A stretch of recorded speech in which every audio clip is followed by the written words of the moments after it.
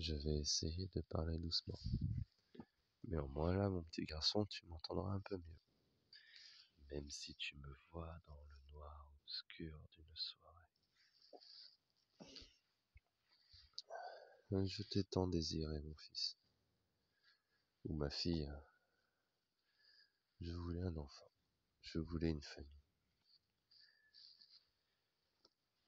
Et j'ai proposé l'idée à ta mère quand je l'ai rencontrée.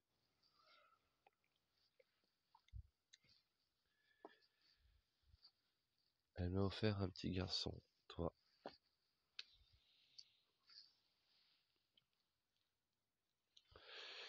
Le jour de ta naissance, le 14 février 2021, c'était le jour le plus intense de ma vie, une expérience inoubliable.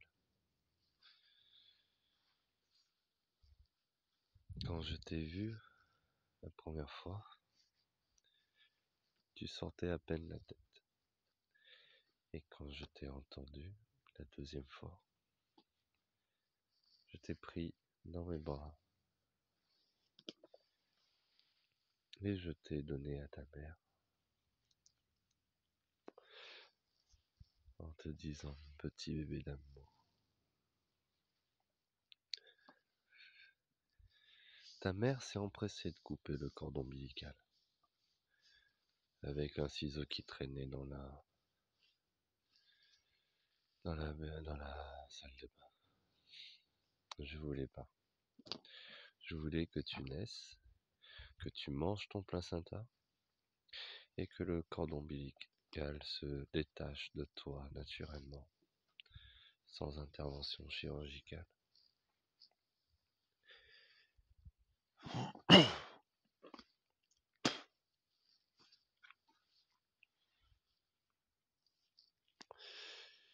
Il s'est passé plein de trucs. On se disputait souvent avec ta mère. En effet, de toute façon, tu vas grandir. Il y a de grandes chances que tu grandisses avec elle, donc tu auras tout le loisir de voir à quel point elle est insupportable, qu'elle est malhonnête, suffisante,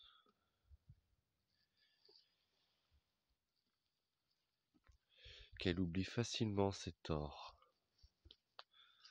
pour ne faire que reprocher les torts des autres, qu'elle est très égoïste, qu'elle pense en réalité beaucoup à elle et peu aux autres.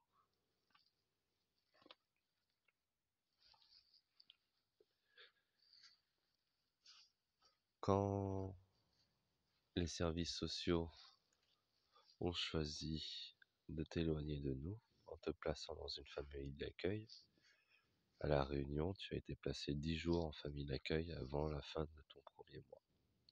C'était le 12... Il me semble que c'était le 12 mars que tu as été placé. Et nous t'avons récupéré le 23 mars. Après concertation, ton grand-père Philippe, ta grand-mère Catherine, ma mère, moi et Audrey, il y avait 2 options possibles. Soit le tiers de confiance était donné à Philippe, ton grand-père maternel, ou à Catherine, ta grand-mère maternelle. Je préférais la solution de Tahiti, ta mère, comme d'habitude, préférait l'autre option. Sachant que si nous étions en désaccord face au juge, il y avait un risque de te voir rester bloqué à La Réunion, puis placé dans une famille d'accueil le temps qu'on puisse montrer à la République que nous avons changé, c'est-à-dire que nous avons suivi un suivi thérapeutique, antitoxicologique, parce qu'on fumait du zamal, du pacalolo, comme on dit à Tahiti, du cannabis, et que ça a été retenu contre nous. Entre autres, les violences conjugales également. On devait voir une thérapie de couple pour aller mieux et essayer d'effacer ces violences conjugales de notre couple. J'ai fait le choix, à ce moment-là, de rallier la volonté de ta mère, qui était d'aller à Bordeaux et pas à Tahiti. Et il se trouve que, à Bordeaux, ton grand-père Philippe ne m'a pas accueilli les bras ouverts, nous a pas donné une chance de vivre tous les trois sous le même toit et de faire tous les suivis nécessaires pour pouvoir un jour avoir le droit d'être à nouveau une famille. À Bordeaux, celui qui m'a accueilli et donné un toit, il s'appelle Antoine, une personne que j'avais jamais vue sur internet et que j'ai rencontrée sur YouTube, la chaîne que tu vois là.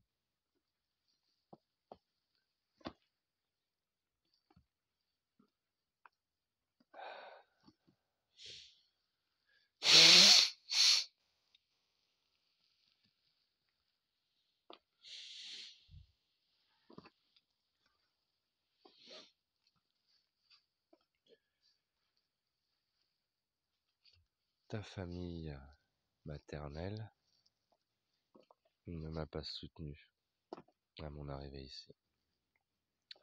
Quand j'ai passé le week-end à Villefranche, je suis arrivé dans une ambiance tendue. Ta grand-mère Pascal était en pleurs, et ta mère Audrey n'arrête pas de dire que c'était à cause de moi qu'elle était en pleurs. En réalité, ta maman Audrey est malade. Elle a un problème psychologique grave. Elle refuse d'admettre qu'elle a tort, elle refuse d'admettre qu'elle est perverse narcissique, elle manipule tout le monde à ses fins propres. Très égoïste, pensée qu'à elle-même.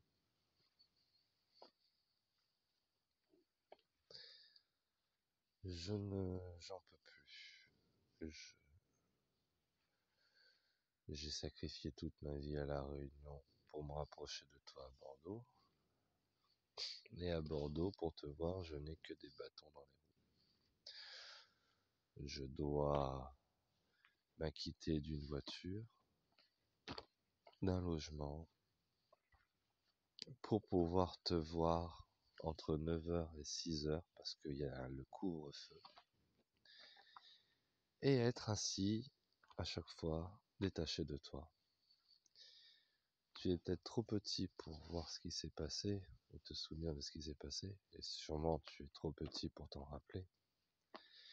Mais à chaque fois que je t'ai vu ou retrouvé, que ce soit après le placement aux services sociaux, ou après le départ de ta mère et de ton grand-père de La Réunion pour Bordeaux, c'était une joie qui a rempli toute la pièce, ne voyant que toi et te prenant dans mes bras. À chaque fois que tu as été arraché à mes bras, que j'ai dû te laisser partir, c'est une sensation que je souhaiterais ne jamais vivre et que je suis contraint de vivre à cause des jugements d'un tiers.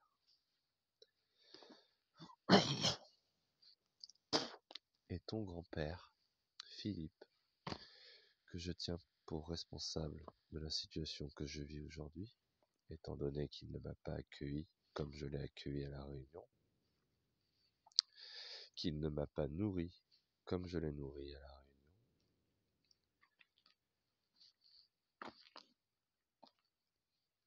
a provoqué donc cette détresse sociale que je vis aujourd'hui. Et je ne sais pas en combien de temps je pourrai avoir un travail, une voiture, un logement et la capacité économique de venir te voir dans les horaires ouvrés imposés par Philippe, ton grand-père.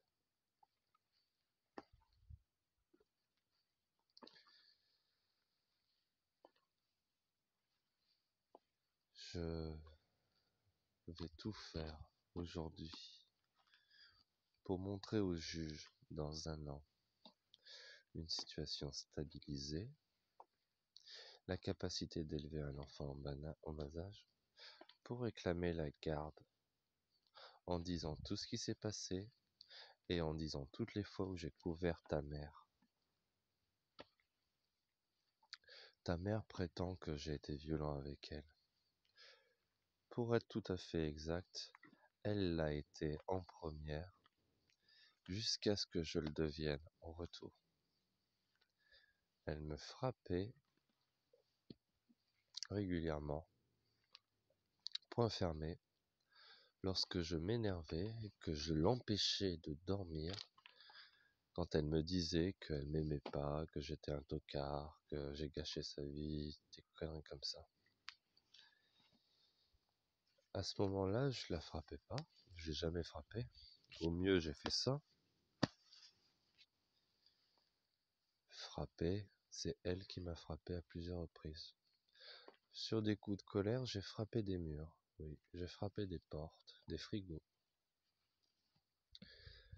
Je canalisais justement la colère qu'elle me montait sur ma maison. Ça m'a été reproché. Et quand ta maman a posé sa première main courante pour violence conjugale contre moi, l'ironie de l'histoire, c'est que je l'avais jamais touchée à cette époque et que c'était elle qui me frappait régulièrement quand on se disputait. Alors que j'étais dans mon bon droit de réclamer une relation sincère, que j'étais dans mon bon droit de dire que si t'as couché avec moi juste pour pouvoir profiter de l'argent que je te mettais sur la table et de vivre sous un toit et qu'après, une fois que t'as eu tout ça, tu peux te permettre de broyer mon cœur. Oui, je te demande de partir d'ici, de me laisser faire le deuil de cette relation.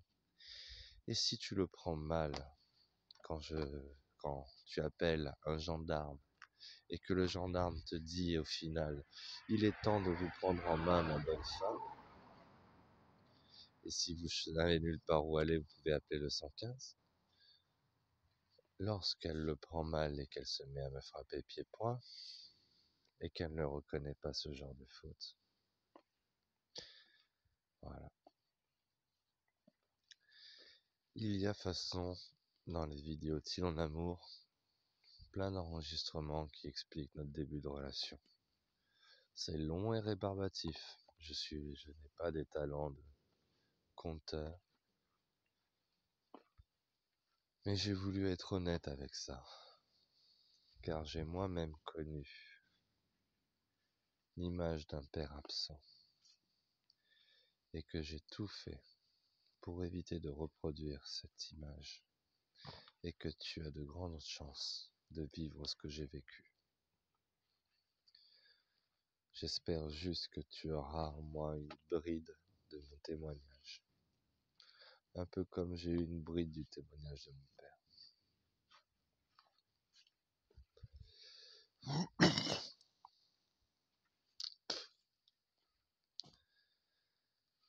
Je ne peux pas composer avec les jugements lignardises et le conventionnisme de tes grands-parents maternels qui me mettent des bâtons dans les roues pour être avec vous deux.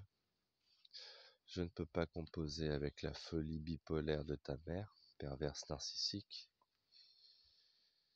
qui me fait porter tous les torts, alors que je l'ai couverte pour l'épisode de la baignoire, que je l'ai couverte pour plein de choses, que les colères qu'il y a eu entre la dernière colère où j'ai mordu son arcade est provenue sur une dispute que nous avons eue par rapport à toi. Elle n'écoutait pas les conseils de personne et je t'ai retrouvé suffocant sous ta couverture. Et quand je ne lui ai même pas dit et que je t'ai juste placé en sécurité pour que tu dormes bien, en te voyant placé comme je t'avais placé, elle s'est levée en me critiquant, en disant que de toute façon on serait jamais d'accord, alors que je t'avais peut-être sauvé la vie. Je dois faire face à cette folie, à cette folle de mère. Et je te demande pardon de t'avoir donné une mère complètement tarée et folle. Bah au final, t'auras une belle gueule grâce à ça.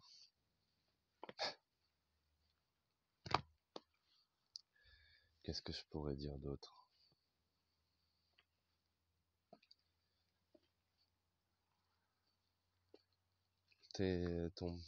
Ta grand-mère, Pascal, j'ai pas assez parlé avec elle. Je peux pas la juger. Mais ton grand-père, Philippe, a joué le commercial avec moi pour qu'il puisse être avec toi. Si j'ai signé ce papier pour que tu partes à La Réunion, c'était pour t'éviter un placement dans un foyer où tu serais bloqué à La Réunion. Mais lui, derrière, n'a pas respecté sa parole. Il m'avait dit qu'il me donnerait accès à son cabanon pour que je puisse mettre la main dans le Windev, pourquoi pas travailler dans sa boîte. Il n'a plus jamais reparlé de ça. Philippe est un menteur. Il peut mentir pour sa famille et il ne me considère pas de sa famille. Ton grand-père est le premier responsable de l'absence de ton père dans ta vie.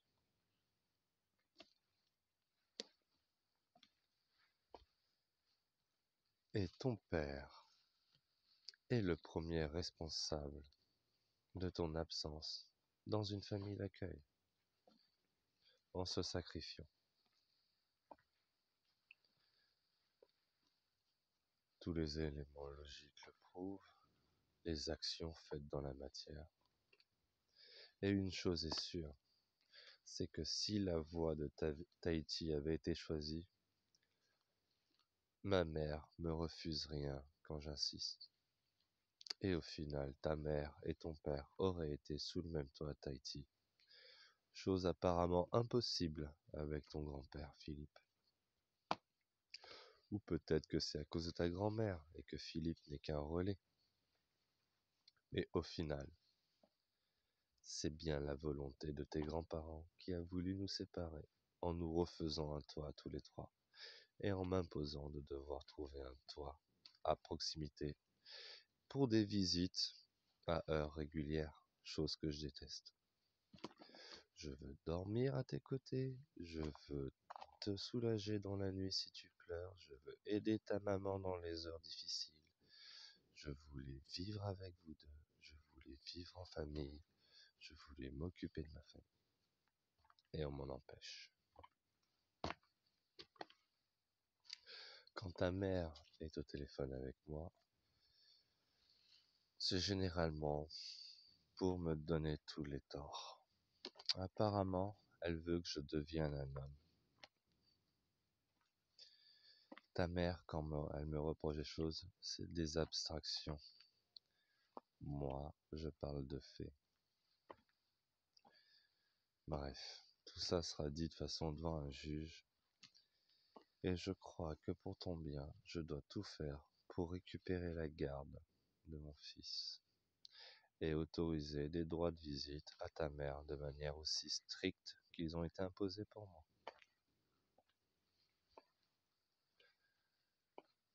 Je pourrais, là, débarquer à Villefranche, là où tu es, imposer ma présence à tes grands-parents, à ta mère, pour être avec toi. Si je le fais, ça se retournera tôt ou tard contre moi. Et peut-être que jamais je ne pourrai avoir ta garde. Jamais je pourrai te mettre en sécurité loin de ces esprits. Car les chiens font pas des chats. Si ta mère est ce qu'elle est aujourd'hui, ça vient bien de quelque part. Et ça vient de ses parents.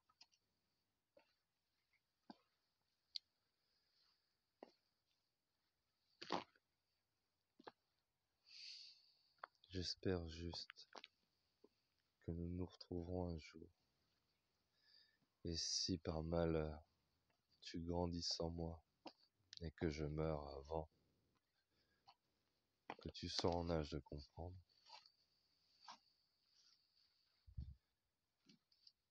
eh bien sache une chose,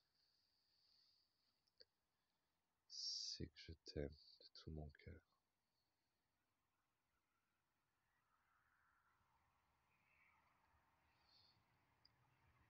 et que j'aurais tout fait, et même si j'échoue, j'aurais tout essayé pour t'offrir le père que j'ai toujours rêvé d'avoir.